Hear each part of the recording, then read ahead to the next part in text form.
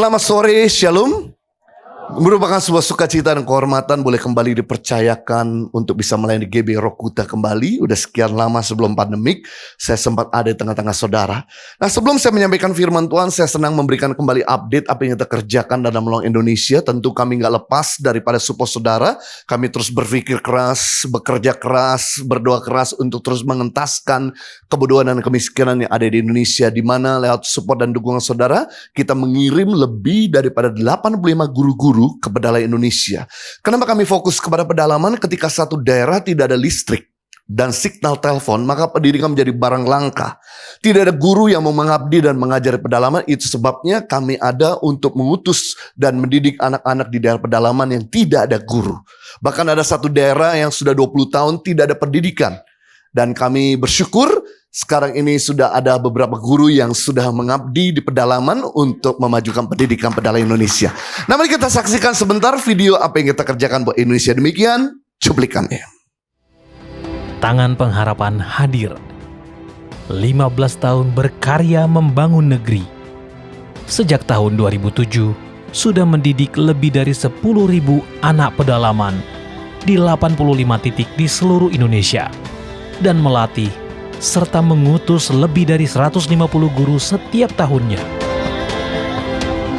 Dengan visi mewujudkan generasi dan masyarakat yang beriman, cerdas, dan berkarakter untuk mensejahterakan bangsa, Tangan Pengharapan menjangkau masyarakat di pedalaman Indonesia, membantu setiap orang menemukan potensi diri mereka dan mengeluarkan mereka dari kemiskinan dengan memberikan solusi praktis. Feeding and Learning Center, tingginya angka putus sekolah dan banyaknya sekolah yang tutup karena tidak adanya guru yang mengajar, mendorong Tangan Pengharapan membuka Feeding and Learning Center dengan memberikan pendidikan gratis, makanan bergizi, dan mengirimkan guru di setiap pelosok Indonesia yang sulit dijangkau. Sekolah Berasrama. Tangan Pengharapan mendirikan sekolah berasrama yang tersebar di 10 titik lokasi di Indonesia, memberikan beasiswa penuh hingga perguruan tinggi bagi anak-anak berprestasi dari keluarga yang tidak mampu, khususnya yatim piatu. Melalui sekolah berasrama, melahirkan 1.000 pemimpin bagi masa depan bangsa untuk Indonesia yang lebih baik. Pemberdayaan bertujuan untuk mengeluarkan masyarakat yang ada di pedalaman dari kemiskinan. Tangan Pengharapan melatih mereka melalui Life Training Center supaya mereka mampu untuk mengembangkan potensi sumber daya alam serta sumber daya manusia di bidang pendidikan, peternakan, peningkatan hasil tani, sampai pada pembuatan water tank untuk mengatasi kekeringan. Mobile Clinic. Dengan adanya klinik berjalan atau mobile clinic, Tangan Pengharapan menjangkau daerah pedalaman yang sulit dijangkau dan jauh dari fasilitas kesehatan untuk menolong masyarakat yang kurang mampu supaya bisa mendapatkan pelayanan kesehatan dengan cepat dan gratis. Disaster Responses. Menyalurkan bantuan bagi korban yang terdampak bencana alam dan terdampak pandemi. Mendorong Tangan Pengharapan menggalakkan program peduli sesama untuk membantu mereka yang membutuhkan. Tanpa dukungan Anda, kami tidak bisa menjangkau mereka yang membutuhkan uluran tangan kita untuk bisa hidup lebih baik dan keluar dari kemiskinan, keterpurukan, dan kebodohan. Memberikan mereka peluang, kesempatan, dan harapan bersama Tangan Pengharapan. Baik, itu gambar besar yang kami kerjakan buat Indonesia, Bapak Ibu Saudara. Saya bersama Henny mengucapkan terima kasih atas support dan dukungan saudara buat Tangan Pengharapan. Nanti istri saya akan bicara di ibadah setelah ini jam 7. Jadi kalau saudara mau hadir silahkan bisa hadir kebaktian berikutnya jika tempat masih available. Kami juga di Jakarta akan segera memulai ibadah onsite Gereja Impact Community Indonesia di Kelapa Gading, Jakarta.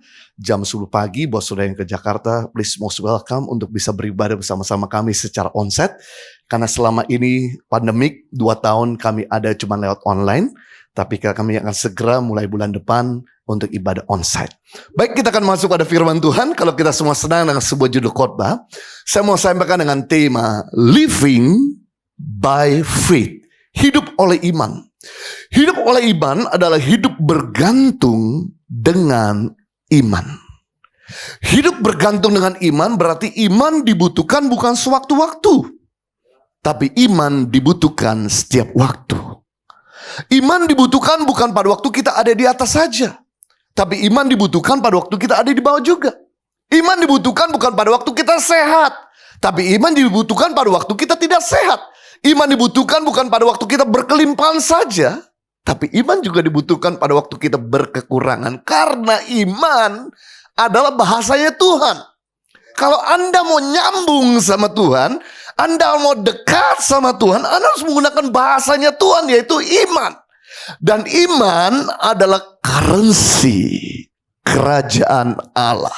Jadi mata uang kerajaan Allah bukan US dollar, bukan euro, bukan Australian dollar, bukan Singapura dollar, bukan rupiah, tapi iman. Bicara mata uang, bicara nilai tukar barang. Kalau saudara mau ambil sesuatu yang dari surga untuk saudara pindahkan dalam hidup saudara, Anda harus menggunakan namanya iman. Dan yang menarik, rupanya firman Tuhan berkata, tanpa iman tidak mungkin seorang pun berkenan kepada Tuhan. Ibrani 11 ayat 6, tanpa iman tidak mungkin seorang pun berkenan kepada Allah. Bagaimana Tuhan mau berkenan? Bagaimana kalau Tuhan mau berkati kalau dia masih belum berkenan sama kita? Bagaimana Tuhan mau tolong kalau dia masih kurang cocok sama kita? Nah, bagaimana untuk membuat kita cocok sama dia? Gunakan bahasanya, yaitu iman. Dan ternyata di sepanjang Alkitab, ini menarik sekali. Kata pengharapan ditulis 85 kali. Di sepanjang Alkitab, kata kebenaran ditulis 230 kali. Kata kasih ditulis 258 kali. Yang menarik, kata iman di sepanjang Alkitab ditulis 558 kali. Kalau kosakata iman lebih banyak disebutkan dari kosakata penting lainnya, berarti iman adalah sesuatu yang sangat penting untuk kita pelajari, untuk kita hidupi. Nah, sekarang bagaimana kita mengembangkan iman kita? Bagaimana membuat iman kita hidup? Yang pertama, untuk membuat iman kita hidup, kita perlu kelilingi dengan sobat-sobat beriman. Ini menarik. Yesus superhero. Dia superstar. Omnipresent, omniscience, omnipotent. Tapi dia sedang memberikan teladan kepada kita dengan segala kerendahan hatinya. Kemana-mana selalu dia dikelilingi sama 3 sobat terdekatnya. Yang imannya tidak jomplang, yang imannya tidak jauh, yaitu Petrus, Yakobus, dan Yohanes. Petrus lambang daripada iman yang teguh. Yohanes lambang daripada kasih yang nyata. Dan Yakobus ada lambang dari pengharapan yang kokoh. Sekali lagi, Petrus ada lambang daripada iman yang teguh. Yohanes lambang daripada kasih yang nyata. Sedangkan Yakobus, kalau Anda baca tulisan Yakobus di kitab Yakobus, itu banyak tentang pengharapan dan doa. Bicara soal pengharapan yang kokoh. Wow, ketika Yesus dalam keadaan stres, dalam keadaan tertekan, yang keluar keringat bukan keringat dingin, tapi keringat darah di Taman Getsemani. Sekali lagi dia ajak Petrus, Yohanes, dan Yakobus. Yang notabene udah diajak mereka tinggal tidur. Sebetulnya Yesus gak perlu Petrus, Yesus gak perlu Yohanes, Yesus gak perlu Yakobus. Toh Yesus tahu engkau pasti tidur juga. Tapi Yesus sedang memberi teladan kepada kita semua. Ketika kamu stres, ketika kamu sedang ada di titik terendah dalam hidupmu, hey, kelilingi dirimu dengan teman-teman yang punya iman. Teman-teman yang punya kasih. Teman-teman yang punya pengharapan. Sehingga kamu bisa keluar dari tekanan kamu. Sehingga kamu bisa menang atas setiap musim kehidupan kamu.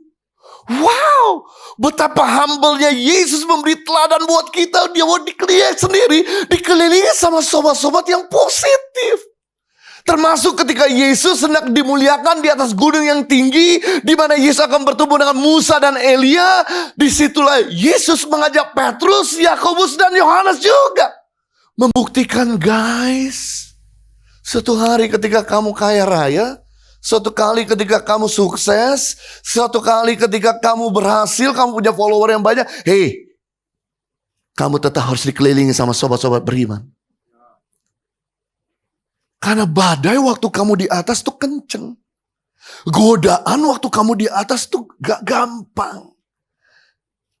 Masalah waktu di atas tuh kuat. Makanya jangan senang dulu kamu sukses. Justru badai waktu kamu sukses lebih kenceng. Nah, tapi ternyata Yesus merendahkan diri. Dia ternyata bersahabat dengan Musa, Elia. Dia juga bersahabat dengan Petrus, Yohanes, dan Yakobus. Makanya orang-orang yang tidak dikelilingi sama sobat-sobat positif, ketika ada di bibir jurang, dia jadi gampang terpleset. Tapi kalau dia punya teman yang positif, ada yang liatin, ada yang jaga, ada yang backup, ada yang ngingetin, ada yang teguran, koreksi, ada yang hold on. Wow, ketika Yesus hendak berdoa buat anak kepala rumah ibadat yang mati meninggal, ketika Yesus sampai di rumah rumah ibadat itu, yaitu Imam Yairus, semua orang mentertawakan yang anak itu mati. Sekali lagi, Yesus bawa Petrus, Yohanes dan Yakobus berdoa di kamar itu dan mendoakan anak itu yang mati bangkit kembali. Berarti kalau engkau pengen lihat doa-doamu dijawab, harapanmu terpenuhi, cita-citamu jadi kenyataan, hei, kelilingi sama teman-teman yang suka berdoa juga. Jangan teman-teman yang bawa kamu, nyedot waktu kamu, tapi tidak pernah ada adding value. Tidak pernah ada memberi nilai tambah. Itu sebabnya tolong dianalisa. Dari mulai pandemik awal masuk di tahun 2020 sampai dengan sekarang Juni, Juli 2022, apakah kasihmu bertambah-tambah atau berkurang-kurang? Kesabaranmu bertambah-tambah atau berkurang-kurang? Penguasaan dirimu bertambah-tambah atau berkurang-kurang? Kesetiaanmu makin kokoh, kesucianmu makin kental, atau sebaliknya? Kalau Anda tahu ternyata kamu gak makin berkualitas, kamu gak punya nilai yang bertambah, berani tega meninggalkan teman-temanmu yang sekarang ini dan rendah hati untuk bergaul dengan teman-teman yang positif. Karena temanmu yang sekarang ini mereka gak peduli. Mereka yang cuma pikirkan adalah apa untungnya buat aku. Yang dia sedot waktumu, dia sedot perhatianmu, dia sedot hartamu, dia senang-senang. Begitu kamu udah gak punya apa-apa, dia mulai tinggalin kamu. Nah, hati-hati kalau kamu punya pacar model begini nih. Begitu mulai kita nyakitin dia mulai marah-marah. Begitu kita gak bisa senangin dia lagi, dia mulai cari lain hati. Nah, orang model begini bukan teman yang positif. Teman yang positif bisa jaga diri kita. Teman yang positif itu bisa encourage kita. Teman yang positif bisa empowering kita. Seperti Yesus bersama dengan 3 murid terdekat. Berarti guys, it doesn't matter kita lahir dari keluarga miskin. It doesn't matter kita gak pasti bicara. It doesn't matter kita gak sepintar yang lain. It doesn't matter kita gak punya pengalaman yang hebat. It doesn't matter mungkin kita gak sukses seperti yang lain. Selama kamu bergaul dengan teman yang positif, teman yang produktif, maka kamu yang nothing jadi something. Yang zero jadi hero. Yang minus jadi surplus. Yang sedikit jadi banyak. Yang kecil jadi besar. Wow. Temanmu menentukan masa depanmu. Yang kedua, bagaimana kita bisa membuat iman kita hidup. Berani mengucapkan kata-kata iman. Iman tidak akan pernah sempurna waktu kamu tidak mengatakannya. Iman sempurna waktu kamu berani mengatakannya. Mari kita lihat firman Tuhan. Roma 10 ayat 8. Tetapi apa katanya? Ini firman itu dekat kepadamu, yakni di dalam mulutmu dan di dalam hatimu. Itulah firman iman yang kami beritakan. Wow, lokasi iman dah jauh-jauh dari kita.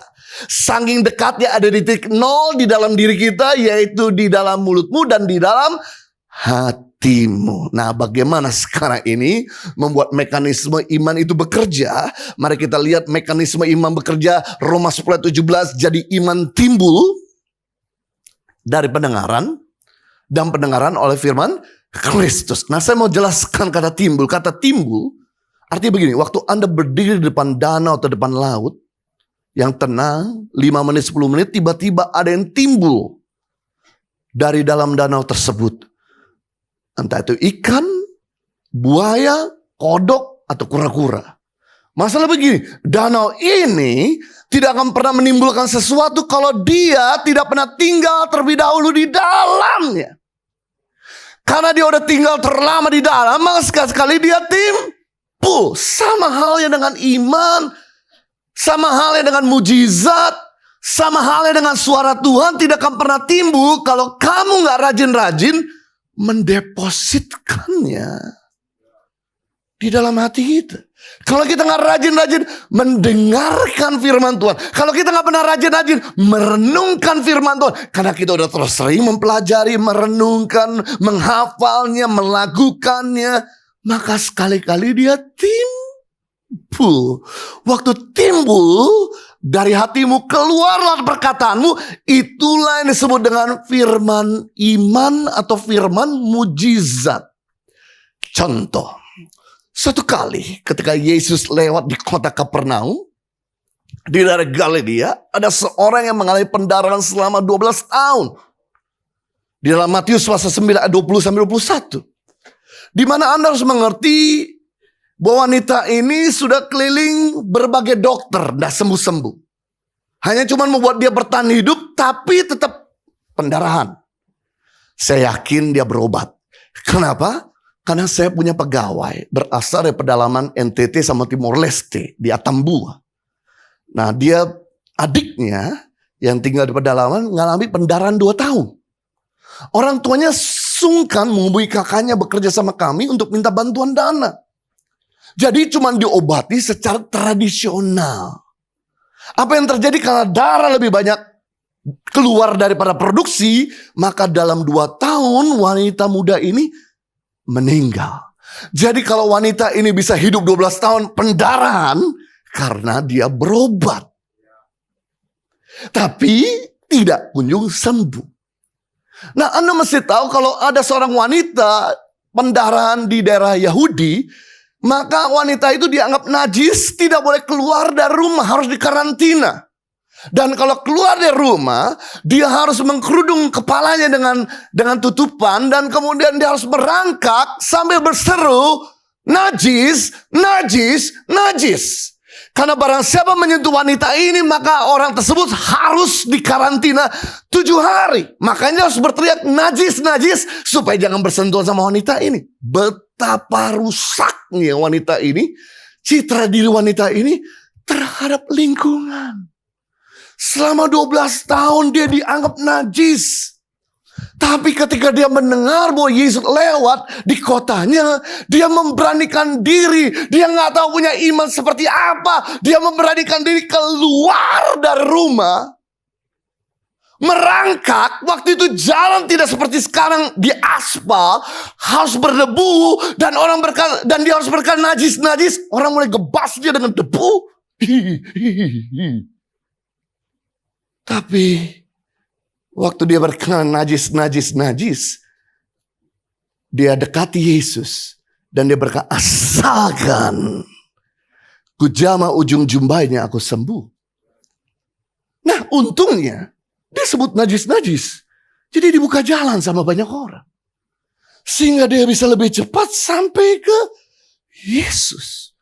Sampai di ujung jumbai Yesus, dia pegang mujizat, kesemua terjadi, pendarahannya pun berhenti seketika itu juga. Dan Yesus kemudian menelok kiri kanan. Siapa yang pegang aku? Murid-murid berkata, dari tadi kita juga pegang-pegang kamu. No. You guys tidak pegang dengan iman. Ada orang yang pegang dengan iman. Saya beritahu sama saudara, waktu itu ada banyak orang yang sakit, ada banyak orang yang punya kebutuhan, yang pegang-pegang Yesus, tapi nggak ada mujizat.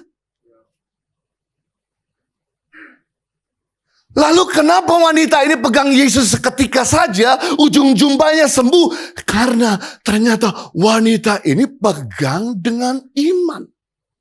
Dari mana kita tahu? Ternyata guys, selama 12 tahun wanita ini, dia gak pernah nyalakan Tuhan, kenapa aku pendarahan. Dia gak nyalakan orang lain, kenapa aku jadi najis.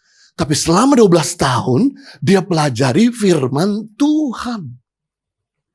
Di mana dalam Maleakhi pasal 4 ayat 12 kata jumbai berasal dari bahasa Ibrani yang artinya kanaf atau sayap.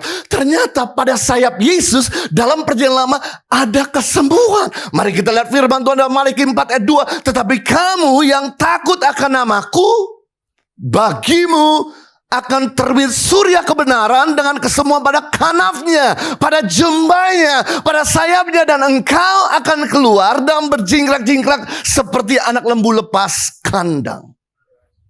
Wow, wanita ini selama 12 tahun dia tidak murung, dia tidak menyalahkan Tuhan, dia tidak pernah menyalahkan orang lain. Dia pelajari firman dan dia dapatkan pengertian. Pada jumlah Yesus ada kesembuhan. Itulah yang dikejar sama wanita ini. Dan yang menarik guys, sejak saat itu, semua mata di daerah Galilea melihat pada jumlah Yesus ada kesembuhan. Maka sejak saat itu dalam Matius pasal 14 ayat 35 sampai 36, semua orang yang sakit dibawanya kepada Yesus. Dan mereka meminta izin untuk menjamah ujung jumlah Yesus. Dan firman Tuhan berkata, dan semua orang yang menjamahnya menjadi sembuh. Wow. Saya beritahu sama saudara. Waktu kamu baca Alkitab, tiba-tiba ada timbul dari hatimu, dan kau mulai katakan, maka mujizat terjadi, maka kamu akan jadi seperti sebuah translator. Kamu akan dilihat sama anakmu, sama orang tuamu, sama teman-temanmu. Dan mereka lihat, oh, waktu kamu lakukan firman terjadi mujizat. Maka mereka berbondong-bondong akan melakukan firman Tuhan yang sama. Oh, ternyata waktu kamu mengampuni terjadi kesembuhan. Oh, caranya begitu. Aku juga akan mengampuni. Oh, waktu kamu hidup kudus, maka Tuhan akan memberkati. Oh, akhirnya mereka mulai meniru seperti engkau melakukan firman Tuhan. Ini seperti efek domino.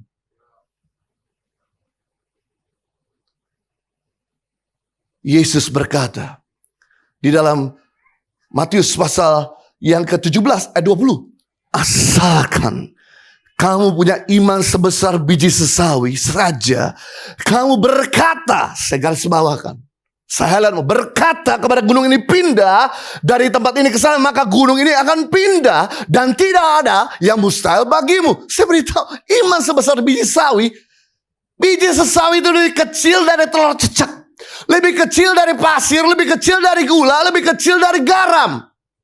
Waktu kamu berkata pada gunung yang besar itu pindah, maka gunung itu pindah. Berarti Yesus sedang memberitahu kepada kita, yang mendatangkan mujizat bukan besar kecil imanmu, bukan kuat lemah imanmu, tapi yang mendatangkan mujizat sekalipun engkau sedang ada di iman yang paling rendah dalam hidupmu. Kamu berkata kepada gunung itu pindah, maka gunung pindah. Yang mendatangkan mujizat bukan besar kecil imanmu, bukan kuat lemah imanmu. Yang mendatangkan mujizat waktu kamu berani berkata kepada masalahmu. Makanya Yesus berkata, baiklah yang lemah berkata aku kuat, yang sakit berkata aku sembuh. Mulai hari ini berhenti membicarakan masalahmu, tapi katakan pada masalahmu.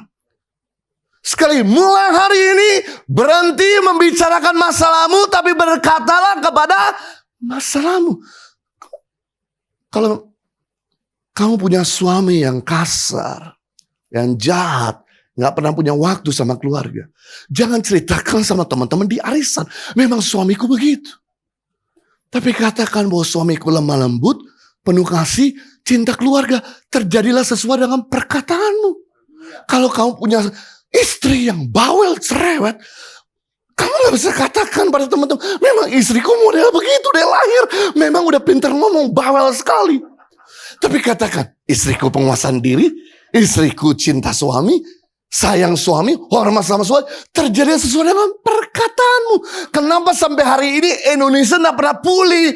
Sedangkan para pendeta kalau doa di mimbar, Tuhan pulihkan Indonesia, selamatkan Indonesia, lawat Indonesia, turun dari mimbar, duduk di warung kopi, kemudian temannya berkata, Pak Pendeta, bagaimana nasib Indonesia ke depan? Parah. Utang makin banyak, gak jelas Nabi siapa yang mimpin 2024. Maka perkataanmu tadi dicabut lagi. Makanya hari ini mulai berhenti menceritakan soal penyakitmu, masalahmu. Katakanlah kepada penyakitmu dan masalah, mujizat terjadi. Berikutnya, bagaimana membuat mujizat itu terjadi?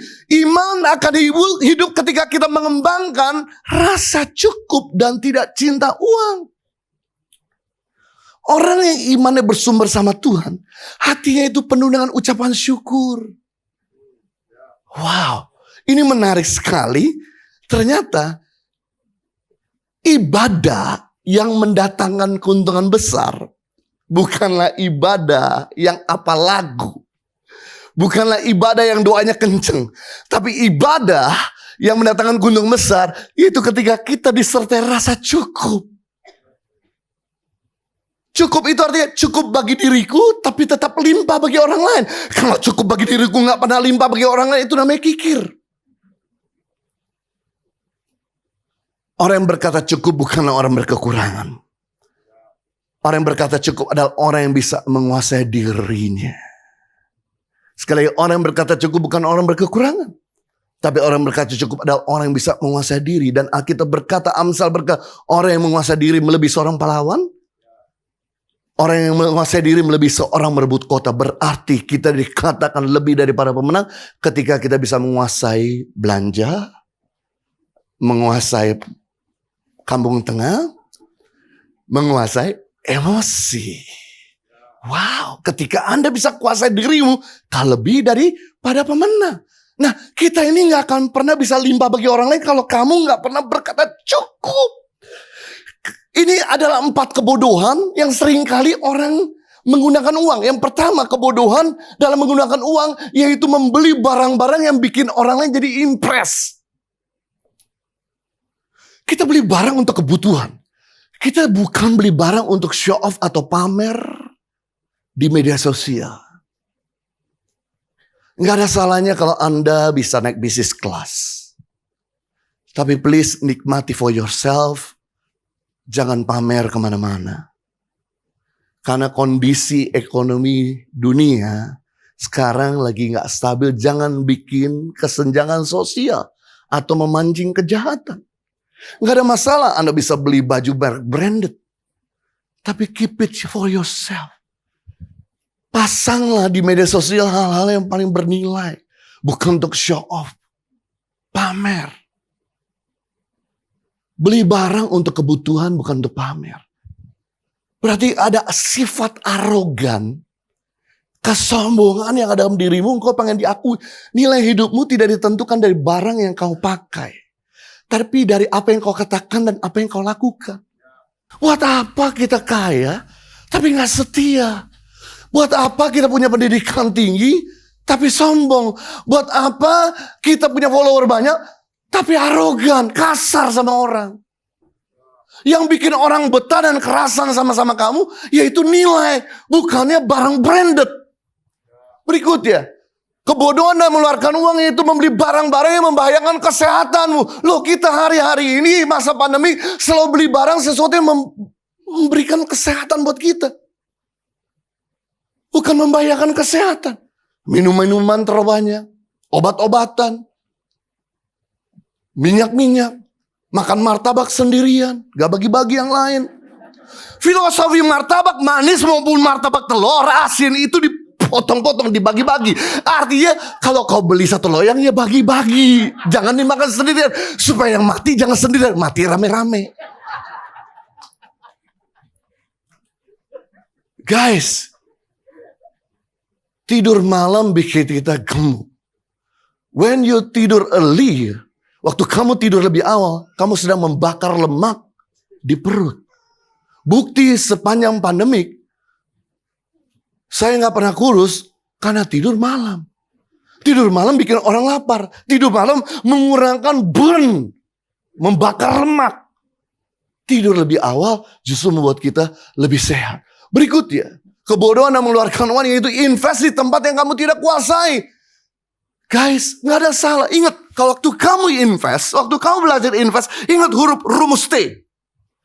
Kamu boleh tanya kiri kanan, kamu boleh referensi minta tanya kiri kanan boleh, tapi kedalaman tanya sama Tuhan, mempelajari harus lebih serius daripada referensi orang kiri kanan. Nanya orang kiri kanan gak pernah ada habisnya. Pasti ada yang bilang bagus, pasti ada yang bilang buruk. Tapi pelajari. Kira-kira aku punya waktu gak untuk terus memantau aja. Pelajari. Apakah aku siap? Apakah ini uang panas atau uang dingin? Kalau uang panas artinya uang memang cash flow kamu. Ya jangan kamu gunakan kecuali uang nganggur. It's okay. Waktu kamu kehilangan. Jadi tidak bermasalah dengan kamu punya keuangan. Lalu tanyakan, seandainya uang itu hilang, apakah kamu rela? Kalau kamu nggak rela kehilangan uang sebesar itu, turunin. Kalau kamu nggak rela kehilangan 1 M, turunin sampai kamu rela kehilangan. Karena namanya investasi, high risk, high return. Kebodohan dan mengeluarkan uang itu gambling, kasino. Nggak ada orang kaya karena judi. Semua orang miskin karena judi. Saya beritahu, semua negara maju seperti Singapura. Kemudian seperti kemarin saya pergi ke Mesir, Israel, Jordan. Mereka punya kasino, tapi tidak mengizinkan citizenship-nya, warga negaranya main kasino. Karena mereka nggak mau sama warga negaranya jatuh miskin. Oke, saya kasih logika sebentar. Waktu kamu main dadu, ada 6 sisi. Kamu harus pilih satu sisi untuk menang. Anggap kamu ambil sisi nomor 2. Nah, untuk bisa dapat nomor 2, Anda perlu 6 kali putaran, baru dapat 1 kali angka 2. Berarti 12 kali putaran, baru dapat 2 kali angka 2. Berarti lebih banyak ruginya daripada menang. Makanya main judi selalu diiming-iming menang dulu, satu rugi. Belajar berkata cukup, supaya kamu tetap bisa nolong keluarga. Nolong teman. Ini disebut dengan orang beriman. Berikut yang terakhir, kemudian saya selesai. Iman bisa bertumbuh atau hidup ketika kita mentaati firman Tuhan. Yakobus 2:26. Sebab seperti tubuh tanpa roh adalah mati, demikian juga iman tanpa perbuatan-perbuatan adalah mati. Iman itu beda sama percaya.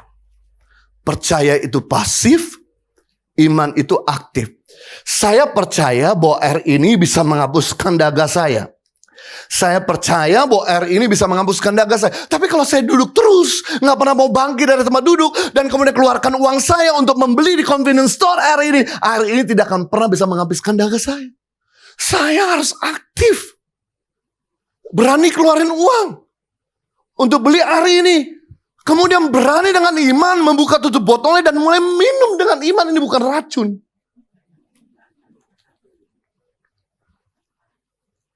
Hidup kita tidak akan berubah banyak kalau kita nggak lakukan firman. Banyak orang percaya, saya bisa kurus, tapi disuruh diet nggak mau. Contoh orang di depan saudara, nah, kan saya nggak berani nuding orang lain. Kita tuding diri sendiri saja. Setiap awal tahun biasa kita punya resolusi, bikin resolusi perbaikan untuk sepanjang tahun yang baru. Tahun 2000, Januari tanggal 1, saya bikin resolusi. Turun 5 kilo di tahun 2020. Gampang 5 kilo 2020 sepanjang tahun. Berarti 2 bulan sekali 1 kilo. Akhir tahun pasti tembus 5 kilo turun. Namun karena pandemi masuk di Indonesia, Mengakibatkan akhirnya saya harus kerja duduk dari pagi jam 9 sampai jam 9 malam. Dan sisanya jam 9 malam saya udah ngantuk, tidur. Akibatnya bukan turun 5 kilo, naik 8 kilo. Padahal waktu saya sebelum makan, doa dulu, kuduskan dan sucikan. Padahal sebelum saya makan, saya beribadah dulu. Walaupun kau pendeta, kalau kau nggak lakukan firman Tuhan, tidak lakukan sesuatu, gak terjadi perubahan. Jadi sekali lagi, kalau kamu tahu hari ini mengampuni itu penting, lakukan. Kalau kamu tahu bahwa hidup suci itu penting, lakukan.